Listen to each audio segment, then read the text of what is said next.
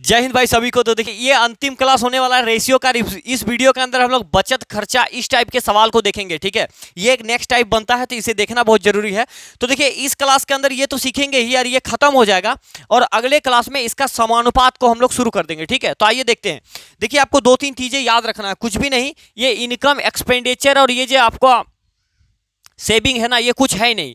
ये आई का मतलब इनकम होता है, एक्सपेंडिचर प्लस सेविंग। ये क्या है मैं आपको थोड़ा सा समझा देता हूं, बस यही इसी पर मतलब बेस्ट अच्छे अच्छे सवाल है जिसको हमको करना है। देखिए इनकम क्या होता है, यानी कि हमने जो पैसा कमाया तो ये क्या होता है, ये होता है भैया सेविंग। जो मेरा बचता है ना, सेविंग सेविंग सेविंग यानी कि कुछ पैसा बचा मेरा और जो मैंने खर्चा कर दिया, ये दोनों को जोड़ देंगे तो हम मेरा क्या हो जाएगा, इनकम हो जाएगा। यानी कि जो वेतन हमको मिलता है, मान लेते महीने में 1,000 मिला, 1,000 मिला, जिसको मैंने 500 रुपये खर्चा कर दिया और 500 रुपये मैंने अकाउंट में जमा कर दिया या जहां भी 500 रुपये बचा लिया। तो जब हम यहाँ पर क्या करते हैं, जब खर्चा और सेविंग यानी कि जितना खर्चा किया और जितना हमने बचाया उस दोनों को जोड़ देंगे तो क्या निकल जाएगा मेरा इनकम की भैया मैंने कमाया कितना था, ठीक है। ये बात है। अब कभी कभी क्या होगा थोड़ा सा समझ लीजिए, कभी कभी कुछ इस प्रकार के कंडीशन आ जाते हैं हमारे सामने, देखिएगा बड़े ध्यान से। कभी कभार इस टाइप से हो जाएगा, इसको थोड़ा सा साफ कर देते हैं, ठीक है। देखिए अगर मान लेते कि ये हो जाए कि इनकम, अगर मैं एक्सपेंडिचर को ये पट्टी ले आऊंगा तो इनकम माइनस, यानी कि ये क्या है, ये मेरा खर्चा है। इनकम माइनस खर्चा जब करेंगे तो ये मेरा हो जाएगा सेविंग, यानी कि सेविंग हो जाएगा। इस बात को समझ पाए कि नहीं समझ पाए वो बताइएगा। जब हम अपना इनकम जितना भी है उसमें अगर मेरा खर्चा को माइनस कर देंगे तो मेरा कितना बचा है मेरे पास वो निकल कर आ जाएगा, ठीक है। अगर मैं कभी भी इनकम को अपना जितना मैंने बचाया है उसको घटा देंगे, इनकम से जितना बचाया उसको घटा देंगे तो मेरा निकल जाएगा कि मैंने खर्चा कितना किया था, यानी एक्सपेंडिचर निकल जाएगा, खर्चा निकल जाएगा। ये बात को मैं इसलिए समझा रहा हूं ताकि सवाल में ये जरूरत पड़ेगा, ताकि आप समझने में तकलीफ ना हो। मेरा कुल मुद्दा क्या कहने का, जब हम खर्चा और बचत को जोड़ देंगे तो मेरा इनकम निकल जाएगा। जैसे जैसे मैंने आपको बोला कि 1,000 रुपये मैंने कमाया, जिसमें से 500 रुपये मैंने खर्चा किए और 500 रुपये मैंने क्या किया, सेविंग कर लिया। तो ये दोनों को जोड़ दिए तो मेरा क्या निकल गया, इनकम निकल गया। जैसे यहां पर है, अगर इनकम मेरे 1,000 रुपये है, ठीक है, और अगर इसमें से मान लेते कि यहां पर एक्सपेंडिचर यानी कि ई को मैंने खर्चा को घटा दिया तो ये मेरा 500, अगर यहां से हम घटा देंगे तो 1,000 में 500 घट जाएगा तो 500 बचेगा। और ये क्या बचेगा मेरा, ये सेविंग बचत बचेगा कि मेरे पास पैसा कितना है, ठीक है। और एक पॉइंट क्या कहा हमने कि ये जो मेरा इनकम है 1,000, इसमें से अगर हम अपने सेविंग को घटा देंगे, यानी कि अगर इसमें से हम अपना 500 रुपये घटा देंगे बचत को तो 500 रुपये मेरा क्या बच जाएगा, ये मेरा बच जाएगा यहाँ पर देखिए ये वाला, यानी कि खर्चा मतलब खर्चा निकल जाएगा कि खर्चा मैंने कितना किया है। इस बात को समझ गए कि इनकम यानी कि बचत और सेविंग जोड़ देंगे और इनकम माइनस अगर एक्सपेंडिचर, इनकम माइनस खर्चा करेंगे तो मेरा सेविंग आएगा, ठीक है। इस छोटी सी बात है, उम्मीद करें ये चीज़ आप समझ गए हैं। अब सवाल पर बहुत दो तरीका आपको बताएंगे, एक तो बेसिक मेथड जो होता है हमारा वो होगा, उसके बाद आपको एक क्रॉस मेथड आता है बहुत बेहतरीन सा, उसको भी बताएंगे। तो देखिए इसमें कहा जा रहा कि ए और बी की मासिक आय का अनुपात, ए और बी है जिसका मासिक आय का अनुपात दे रखा है 11:13 है, ठीक है, और उनके व्यय का अनुपात है 9:11 है। यदि वे दोनों प्रतिमाह 4,000 रुपए की बचत करते हैं तो उसकी आय रुपये में आय का अंतर कितना होगा, ये चाहिए। देखिए सवाल क्या है कि ए और बी दो कोई व्यक्ति है जिसका मासिक आय यानी कि ये इनकम है, तो ये कितना 11, इसको एक्स मान लेंगे और ये 13। एक्स क्यों मान रहे हैं, आपको ये चीजें जान रहे हैं कि नहीं जान रहे। देखिए किसी भी चीज को एक्स क्यों मानते हैं, अगर मेरा पास ये 4:8 है, ठीक है, 4:8 है, तो अगर इसको काट के मैं छोटा करूं तो इसको 2 से काटेंगे तो 2 दूनी 4 होगा, 2 चौके 8 होगा, होगा कि नहीं होगा, होगा कि नहीं होगा, ये होगा। अगर इसको और एक बार छोटा कर दूं तो 2 एकम 2 और कितना होगा, 2 एकम 2, 2 दूनी 4। तो यहां पर अगर हम x लगा देंगे तो यहां पर अगर x लगा देंगे तो x का मतलब ये हो जाएगा कि यहां पर कुछ हमने वैल्यू देंगे तब ये 2 प्राप्त होगा, ठीक है। यानी कि ये मेरा ओरिजिनल वैल्यू नहीं है, x का मतलब कुछ आएगा, इसीलिए हम यहां पर x मानेंगे ताकि हम इसका ओरिजिनल वैल्यू को बता पाएंगे, ठीक है। उम्मीद करें ये चीज आप समझ गए। जैसे यहां पर मान लेते हैं, यहां पर इसका किए 2 और 4, तो इसी का तो ये भाग है 2 4 है कि नहीं, 2 4 है। तो इसमें से क्या किया हमने, 2 को कॉमन किया है, 2 दुगने 4, 2 चौके 8। यहाँ कुछ झलक रहा है, नहीं झलक रहा, लेकिन इसी का ये टुकड़ा है। तो इसी चीज को अगर 2x और यहाँ पर 4x हम लिख देंगे तो हमें ये पता चल जाएगा कि इसमें भी अगर 2 का गुना कर दिया जाए तो 2 दुगने देखिए 4 बन रहा है, इसमें भी अगर 2 का गुना कर देंगे तो 4 दुगने 8 बनेगा। इसीलिए हम x को मान लेते हैं, ठीक है, यानी कि x यानी कि कोई वैल्यू आएगा मेरा, ठीक है। आगे देखते हैं, देखिए इसी सवाल पर, तो इसी सवाल पर इसका मासिक आय दिया गया है इतना। आप देखिए सवाल में और एक चीज दिया गया है कि उनका जो व्यय है, व्यय यानी कि खर्चा एक्सपेंडिचर कुछ दिया गया है। तो खर्चा ये तो आय है, ठीक है, ये इनकम है मेरा, और यहां पर ये खर्चा है। तो खर्चा यहां पर देखिए अनुपात को हम नहीं घटाते कभी भी, अनुपात को कभी भी नहीं घटाते, अनुपात से संख्या को घटाते हैं। तो संख्या क्या दिया हुआ रहेगा उसको, उस पर ध्यान दीजिएगा कि ये दोनों का प्रतिमाह 4000 रुपए बचा लेता है, 4000 रुपए बचा लिया, ठीक है, 4000 रुपया बचा लिया। तो ये इनकम है, इनकम में से अगर मैं जितना बचाया उसको घटा देंगे, ठीक है, 4000 रुपया ये भी घटा देंगे, तो ये क्या आएगा, ये क्यों, क्योंकि यहां पर ये इनकम है, इनकम माइनस ये क्या है, इनकम माइनस ये है सेविंग। तो इनकम माइनस सेविंग, इनकम को जब सेविंग से घटाते हैं तो ये मेरा क्या एक्सपेंडिचर आता है। और यहां पर देखिए एक्सपेंडिचर यानी कि वाई जो है खर्चा का अनुपात दे रखा है 9/11, तो यहां पर रख देंगे हम 9/11, ठीक है। इतनी सी बात आप समझ गए, इतना सा बात आप समझ गए। इसके बाद इसको क्या करना है, क्रॉस मल्टीप्लिकेशन कर देते हैं यहां पर, ठीक है। अगर 11 को 11 से गुना करेंगे तो कितना होगा 121, ये नहीं झलकेगा, ठीक है। यहां पर हो जाएगा 121x माइनस 11 चौके 44 और 3 0, 4000 हो गया, 44000 हो जाएगा। यहां पर बीच में बराबर 9 को इससे गुना कीजिए तो 13 नाम 117 x माइनस है तो माइनस 9 चौके 36 यानी कि 36000 हो जाएगा, ठीक है। अब इसको सॉल्व कर देंगे हम बहुत आसान तरीके से। कैसे, देखिए अगर इसको सॉल्व करेंगे तो 121 यहाँ पर है, 121 यहाँ पर है और यहाँ पर 117, तो इस 117 को इधर ले आइए तो 121 में 117 घट जाएगा तो कितना बचेगा 17 4 21 यानी कि ओनली 4x बचेगा, बराबर इस 44 को ऊपर पट्टी भेज दीजिए। तो यहाँ पर देखिए यहाँ माइनस का कितना है 36000 और इधर प्लस का हो जाएगा, यहाँ पर कितना हो जाएगा 44000। तो प्लस माइनस तो माइनस घटेगा, लेकिन चिन्ह किसका रहेगा, बड़ा जो है जिसका आगे वो चिन्ह तो प्लस रहेगा। तो 44 में से 36 घट जाएगा तो कितना बचेगा 8000 बचेगा आपका, 8000। तो यहां से x बराबर कितना आ जाएगा 8000/4 करेंगे तो x बराबर यहां पर 2000 होगा। ये बात समझ में आ गया कि नहीं आ गया, x बराबर कितना हो जाएगा 2000, यानी कि 8000/4 करेंगे, 8000/4 करते हैं तो 4 दूने 8 हो जाएगा, 000 यहाँ पर, ठीक है। तो 2000। अब सवाल क्या पूछा, सवाल पूछा तो उनकी आय का अंतर यानी कि इनकम का अंतर पूछा गया है। तो यहां पर ध्यान दीजिए कि इसका अंतर कितना है 11 और 13, इस दोनों के बीच का अंतर कितना है, दोनों का यहाँ पर 11x यहाँ पर 13x है, तो दोनों का अंतर हो गया आपका 2x। तो 2 का तो 2 रहने देंगे, x का मतलब कितना है 2000, तो यहाँ पर 2000 गुना तो 2 दूनी कितना हो जाएगा 4000 का अंतर, दोनों का इनकम का अंतर कितना है 4000, ये आपका सही उत्तर होगा। ये है बेसिक सा मेथड, ठीक है, जिससे हम सवाल करेंगे, इसे जिंदगी में भूलिएगा नहीं। अब आपको एक बताते हैं क्रॉस मेथड, जो कि बवाल है, तुरंत बन जाएगा सवाल, ठीक है, इसी टाइप से है। देखिए समझने का कोशिश कीजिए कैसे करेंगे, देखिए ये उम्मीद कर रहे हैं आप ये चीज समझ पाए होंगे, ठीक है, कोई बड़ी बात नहीं है, आप आराम से कर लेंगे। अब देखिए ये जो दिया गया है पहला आय, जो भी इनकम का आय है उसको ऊपर रखेंगे, ये मेरा क्या है इनकम है 11 और 13, ठीक है, ए और बी का ही है, ए और बी। उसके बाद इसका ही खर्चा जो दे रखा है एक्सपेंडिचर वो दे रखा है यहाँ पर 9 और कितना है 11, इसको करेंगे। अब देखिए यहाँ पर ये क्या दिखा है, सेविंग दे रखा है कि ये भी 4000 रुपये बचा रहा है और ये भी 4000 रुपये बचा रहा है। अब कल आपको एक मेथड हमने जबरदस्त बताया था कि इसको सॉल्व करने का तरीका क्या होता है कि इस दोनों को आपस में गुना कर दिए, 11 गुना 11 होता है 121, ठीक है, 11 गुना 11 कितना होता है 121 और 9 13 नाम कितना होता है 13 नाम 117, तो ये दोनों का डिफरेंस को लेना है, 121 और 117 का डिफरेंस कितना हो जाएगा 4 हो गया, बराबर करेंगे। अब ये नीचे वाला जो है ना ये दोनों ये अनुपात में इससे इसको गुना कीजिए तो 9 चौके 36000 हो जाएगा यहाँ पर डायरेक्ट 36000। अब माइनस का ये देखिए 11 चौके 44000, अब 44000 हो गया यार, यहाँ भी इस दोनों का डिफरेंस को लेना है, तो इसका डिफरेंस कितना हो जाएगा यहाँ पर 8000 हो जाएगा।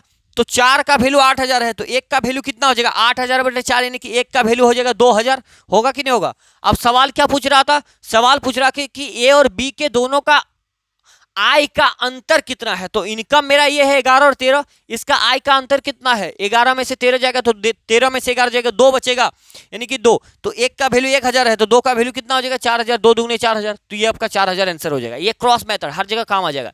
आपको ये देखना है कि दोनों जो इनकम रहेगा एक्सपेंडिचर उसको रखना है। अब बचत करेगा या खर्चा करेगा जो भी करेगा उस वैल्यू को हम सबसे लास्ट में रखेंगे, अनुपात वाले को एक साइड में रखेंगे, उसके बाद इसको नीचे रख देंगे। ठीक है, उम्मीद करें ये चीजें आप समझ गए, यानी कि अनुपात वाले को साथ में रखना है और जो बोलेगा उसको ऐसे लगा करके नीचे, और इसको सामने वाले से गुना करके इसका डिफरेंस को लेना है, और ये इसको और इसका दोनों ऊपर वाले को गुना करके इसका डिफरेंस को लेना है, और इसको दोनों को आपस में बराबर कर देना है।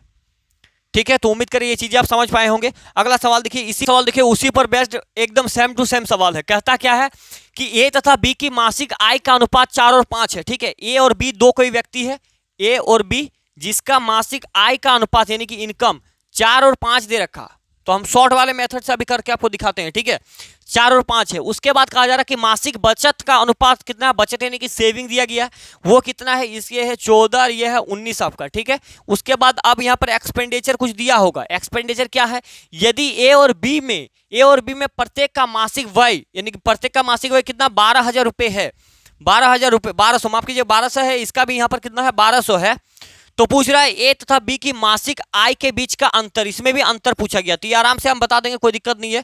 अब देखिए कैसे बता पाएंगे। देखिए पहला काम क्या करेंगे, इसको गुना कर दिया आप, 19 चौके हो जाएगा 76। ठीक है, और ये 14 पंचे कितना हो जाएगा 70, तो ये दोनों का डिफरेंस कितना है 6 हो गया कि नहीं हो गया, 6 हो गया, बराबर 19 चौके 76 और 14 पंचे 70। अब इसको यहां पर इससे गुना करना है इसको, तो कैसे होगा, 12 चौके 48 के 8 हाथ मेरा 4, 12 के 12 4 16 यानी कि 16 168, पीछे 2 जीरो है तो 2 जीरो, 16,800। ठीक है, अब इसको इससे गुना करेंगे हम 19 को 1200 से, तो 19 दूने 38 के कितना हो जाएगा, 38 के अब माइनस कर रहे हैं। ठीक है, 19 दूने 38 के 8 हो जाएगा, हाथ मेरा 3।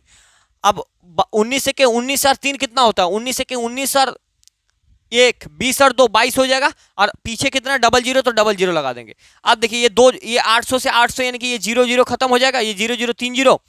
अब 16 में से 22, अब इसको घटा दिया 22 में, 16 में से 22 जाएगा तो कितना बचेगा भाई, यानी कि 6 बचेगा, तो 6000 यानी कि 6 बराबर 6000 हो गया। ठीक है, इसका सिर्फ डिफरेंस को लेंगे, ऐसा नहीं समझिए कि माइनस को लेना है, यहाँ पर सिर्फ डिफरेंस को। तो 6 यूनिट का मान 6000 हो गया, तो 1 यूनिट का मान कितना हो जाएगा, 1000 होगा कि नहीं होगा, एक यूनिट का मान 1000, क्योंकि 6 का मान इतना है तो 1 का मान कितना होगा 6000 बटे में 6, तो 6 से काट देंगे तो 1 1 1 000 यानी कि 1 यूनिट का मान 1000 हो गया। अब सवाल क्या पूछा है, सवाल पूछा है कि ए और बी के मासिक आय का अंतर, तो इसमें 4 और 5 के बीच का अंतर कितना है, 1 का अंतर, 1 यूनिट का अंतर है, तो 1 का मान 1000 है, तो 1 का मान 1000 हो जाएगा, यानी कि ये वाला ऑप्शन आपका राइट हो जाएगा। ठीक है, ये था आपका जो क्रॉस मेथड, उससे हमने इसको किया है। अगर आप लॉन्ग प्रोसेस से करना चाहते हैं बेसिक वाले, तो वो कैसे करेंगे उसको भी एक बार खाली आपको दिखा देते हैं, आपको बाकी आप कर लीजिएगा। ठीक है, ऐसे ही सेम टू सेम बन जाएगा। देखिए ए और बी का जो आई का जो अनुपात दे रखा है ना, वो कितना है 4x, इसको x मान लीजिएगा, इसको 5x मान लेंगे, बस इतना मान लिए। अब जो इसमें क्या है, इसमें घटाया गया है 1200 रुपये, क्या है 1200 रुपये इसमें बचत करता है दोनों ही।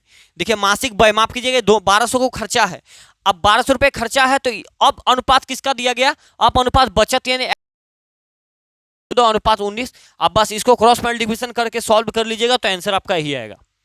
ठीक है, तो क्रॉस वाले मेथड आप भूल ना जाइए, इसीलिए इस मेथड को आपको याद रखना कि क्योंकि हर बार चीजें मतलब ट्रिक्स जो होते हैं ना वो भूल जाते हैं आदमी। ठीक है, तो काम करते रहिएगा तो नहीं भूलिएगा।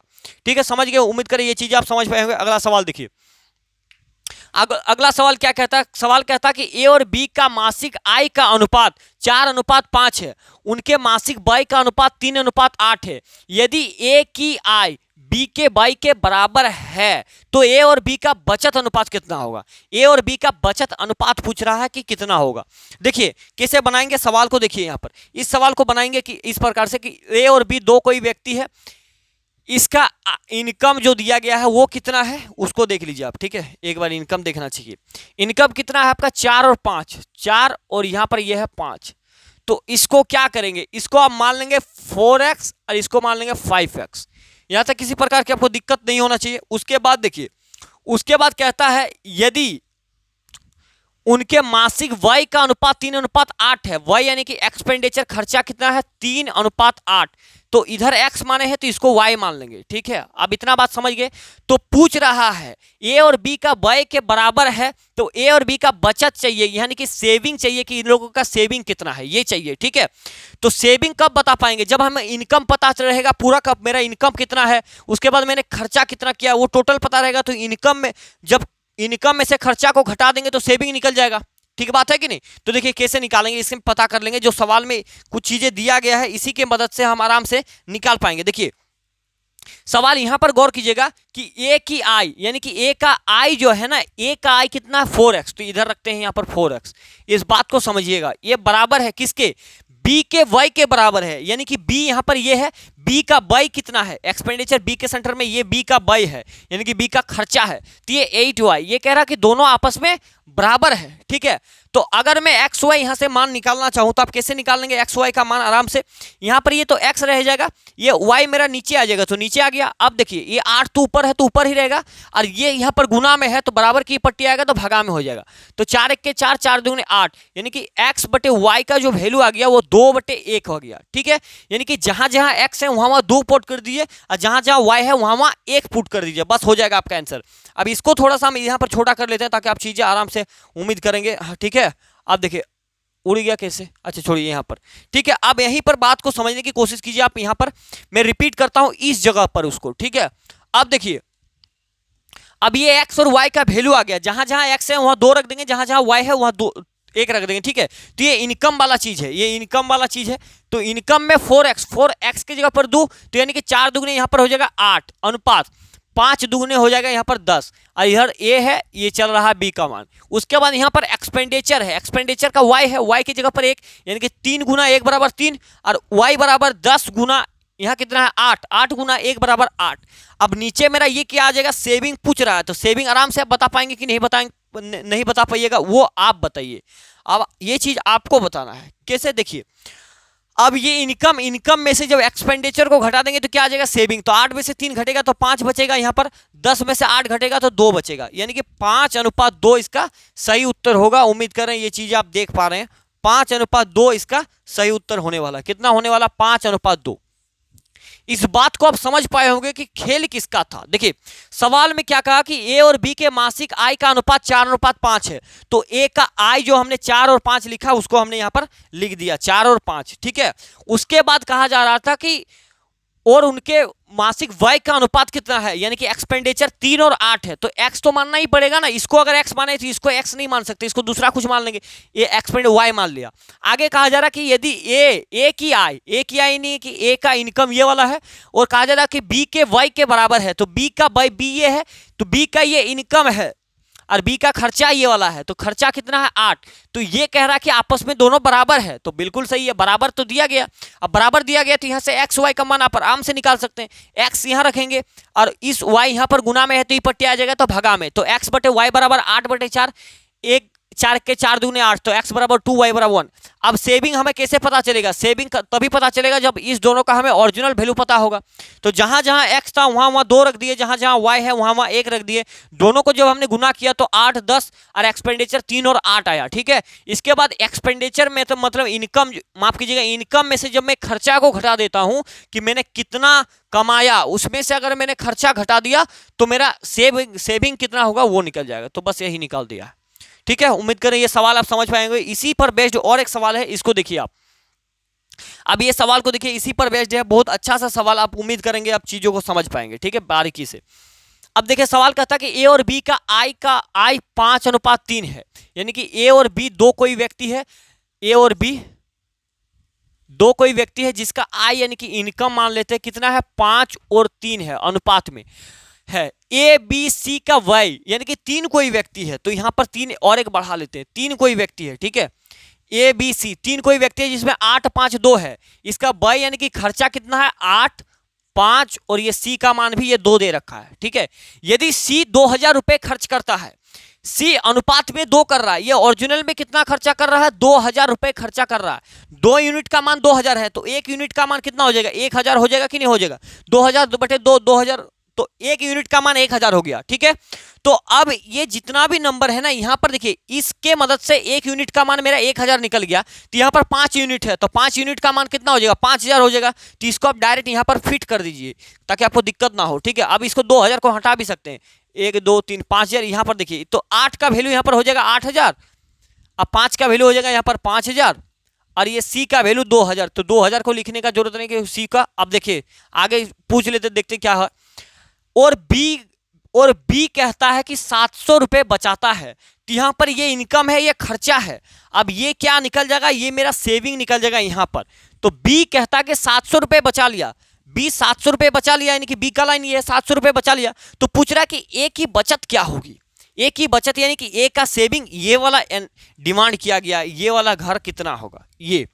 तो इसको पता करने के लिए मेरे पास क्या होना चाहिए, मेरे पास इनकम होना चाहिए, क्योंकि खर्चा मुझे एग्जैक्ट पता है कि 8000 रुपये मैंने खर्चा किया, और इनकम मुझे नहीं पता। लेकिन एक चीज आप देखिए यहाँ पर कैसे निकालेंगे चीजों को। ये मेरा क्या है भाई, ये मेरा है खर्चा और ये है सेविंग। तो देखिए ये जो बी का है ना, बी का खर्चा 5000 रुपये है, बी ने 5000 रुपये खर्चा किया और बी ने 700 रुपये बचा लिया, तो इसका इनकम टोटल कितना हो गया, टोटल 5700 रुपये इनकम हो गया, 5700, टोटल 5700 रुपये इनकम, यानी कि इनकम का वैल्यू टोटल 57 है, लेकिन अनुपात में कितना है 3, तो ये 3 यूनिट का मान इतना हो गया। तो 1 यूनिट का मान कितना होगा, अगर 57 को 3 से डिवाइड कर दीजिएगा तो कितना हो जाएगा, 3 1 के 3, 3 नाम 27, यानी कि 1900। 1 यूनिट का मान हो गया 1900, ठीक है, 1 यूनिट का मान हो गया 1900, तभी तो 19 या 5700 बन रहा है। तो उसी प्रकार से इसका हमें ये वैल्यू चाहिए, यानी कि सेविंग कितना हुआ है, तो इसका मान जब हमको ये चाहिए, एक बात को समझिए आप, तो एक यहाँ इनकम तो आपको पता चल गया, 1 यूनिट का मान 1900 है, तो यहाँ पर 5 यूनिट का मान कितना हो जाएगा, 9500। 19 पचे 95 कितना होता, 5 यूनिट का मान 19 पचे 9500 होगा कि नहीं होगा, बिल्कुल होगा। अब देखिए, अब पूछ रहा है कि ए का बचत कितना है, ये तो पूछा है, यानी कि ए का सेविंग। तो सेविंग हम कैसे बता पाते हैं, जब हम इनकम में से खर्चा को घटा देंगे तो सेविंग निकल जाएगा। तो इनकम मेरा कितना है 9500, इनकम मेरा कितना है 9500, खर्चा कितना है 8000, खर्चा कितना है 8000, तो कितना बच जाएगा 0051, यानी कि 1500 रुपया क्या है मेरा सेविंग है। तो ये वैल्यू कितना आ जाएगा 1500, यानी कि यहाँ पर हो जाएगा आंसर ये नंबर, ठीक है। तो उम्मीद करें ये बात आप समझ पाए होंगे कि ये 1500 क्यों आया, किस प्रकार से आया, ये समझ गए। क्योंकि जब तक ये जो सेविंग है, सेविंग हम कब बता पाएंगे, सेविंग हम तब बता पाएंगे जब मेरे पास ओरिजिनल इनकम होगा। ये तो दिया गया था, ये दिया गया था, तो ये दिया गया, तो अब ये यूनिट में है, तो इसका मान पता कर लिए हम। जैसे यहाँ पर देखिए, आपको और एक बार समझा देते हैं हम चीजों को। अब ये 700 हमें पता चल गया, सवाल में ही दिया था, और ये इसको 2000 एक बराबर 2000 था, तो 1 के बराबर 1000 हो रहा था, 5 के बराबर 5000 हो गया यहाँ पर खर्चा, ठीक है। तो बी का खर्चा 5000 और बी का सेविंग 700, तो खर्चा और सेविंग हमने आपको शुरू में ही बताया कि जब दोनों को जोड़ देते हैं तो मेरा क्या बनता है, तब बन जाता है मेरा इनकम। तो इनकम मेरा 5700 आ रहा है, किसका, ये इनकम बी का 5700 ओरिजिनल है कि सी ने बी 5700 रुपया कमाया, लेकिन ये यूनिट में कितना है, तो 3 अनुपात है, तो 3 का मान 5700 हो गया, तो 1 का मान कितना हो गया 1900। अब 1 का मान 1900 हो गया, तो इसी 1 का मान यहाँ पर रख दिए, तो 1 का मान 1900 है, तो 5 का मान कितना हो गया 9500, ठीक है। यानी कि ए का इनकम अब 9500 हो गया। पूछ रहा था कि ए का बचत कितना है, ए का बचत, तो 95 में से 8000 को घटा देंगे तो 1500 आ जाएगा, क्योंकि इनकम माइनस खर्चा बराबर क्या होता है, सेविंग होता है, बचत। उम्मीद करिए सवाल आप समझ पाएंगे, ठीक है। और एक सवाल है, उसको भी दिखा देते हैं आपको ताकि आप चीजें आसानी से समझ पाए। ये सवाल हम आधा बनाएंगे, आधा आपको खुद बनाना है। देखिए कैसे कहता है, क्या कि ए और बी की आय का अनुपात, ए और बी है, इस प्रकार से दो कोई व्यक्ति जिसका इनकम दे रखा है कितना है, ये 5 है और ये 7 है, ठीक है। ए और बी का आय का अनुपात। अब देखिए इसमें एक डाटा दिया गया, इसमें 4000 दिया गया और 5000 रुपए बचाते हैं। इस सवाल को आप क्रॉस मेथड से भी कर सकते हैं और बेसिक मेथड से भी कर सकते हैं। हम दोनों से दिखा देते हैं आपको, ठीक है। आपको पहले तो बेसिक वाला हम बता देते हैं। देखिए बेसिक वाला कैसे करेंगे, ये जो ए और बी दो कोई व्यक्ति है, पहला का जो इनकम है वो 5x मान लीजिए, इसको 7x मान लीजिए, ठीक है। अब कहता क्या है कि ए और बी क्रमशः 4000 रुपये और 5000 रुपये बचाते हैं। तो इनकम में से अगर बचत को घटा देंगे, इनकम में से बचत को घटा दीजिए, कितना है, पहल का 4000 कर रहा है, ये दूसरा कर रहा है 5000 रुपये, ठीक है। तो अब बराबर क्या आएगा, बराबर मेरा यानी कि बचत आएगा, मतलब आय आएगा, क्योंकि ये मेरा क्या है, ये सेविंग है एस, ठीक है। ये क्रमशः इतना रुपए बचत करता है, ये क्या है मेरा, ये इनकम है। तो ये बराबर किसका, ये दोनों को घटा देंगे तो मेरा एक्सपेंडिचर निकल जाएगा, ठीक है। अब आगे कुछ कंडीशन है, उसको समझना आपको बहुत जरूरी है। देखिए क्या कहता है कि यदि ए की वाई, यानी कि ए का जो खर्चा है, एक्सपेंडिचर ऑफ ए की बाई, ठीक है, बराबर है बी के, यानी कि एक्सपेंडिचर ऑफ बी, ठीक है, बी के 66.2/3% बाई के बराबर है।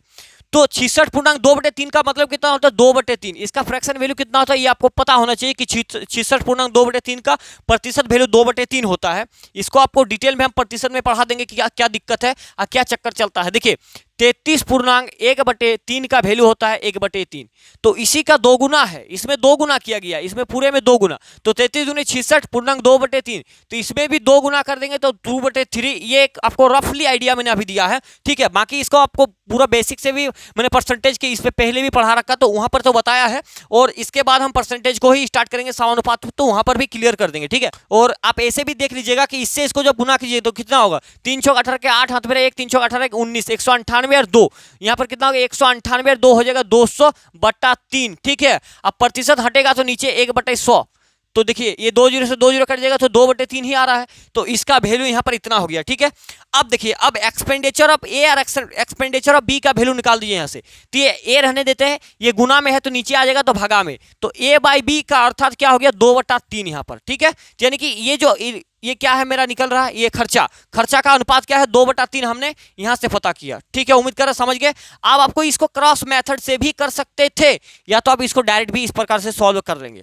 अब ये मर्जी है आप पर कि आप कैसा करना चाहें। देखिए अगर मैं इसको क्रॉस मेथड से सॉल्व करता तो कैसे करता, 5 और 7 है तो 5 और 7 तो ऊपर रखेंगे, ये क्या है, ये इनकम है। उसके बाद देखिए ये क्या है, ये क्या है मेरा, ये एक्सपेंडिचर खर्चा है तो 2:3 है, ठीक है। उसके बाद देखिए इस पे ये पहल का है 4,000 रुपये, 4,000 रुपये का बचत करता, दूसरे का करता 5,000 रुपये का।